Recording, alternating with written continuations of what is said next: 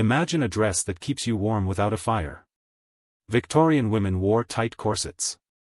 The corset could be uncomfortable in winter. Inventors tried to fix that. They created the Steam Heated Corset. This gadget used tiny steam pipes. Small boilers sat hidden in a coat pocket. The pipes ran inside the corset fabric. Warm steam flowed through the pipes. The heat spread across the torso.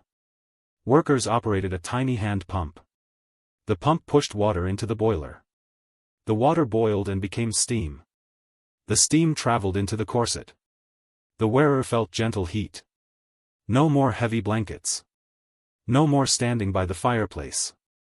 The design solved the problem of staying warm while walking in the foggy streets of London. The form was a normal overskirted corset. It kept the classic hourglass shape. The steam tubes were thin copper ribbons.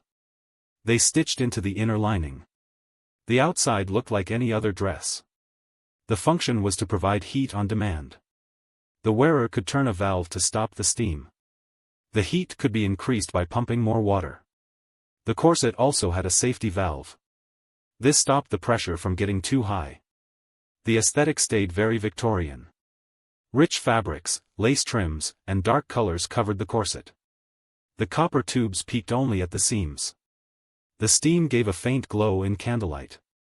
People praised the novelty. Some said it was dangerous. The technology needed careful handling. In modern times we have central heating. We no longer need a personal steam dress.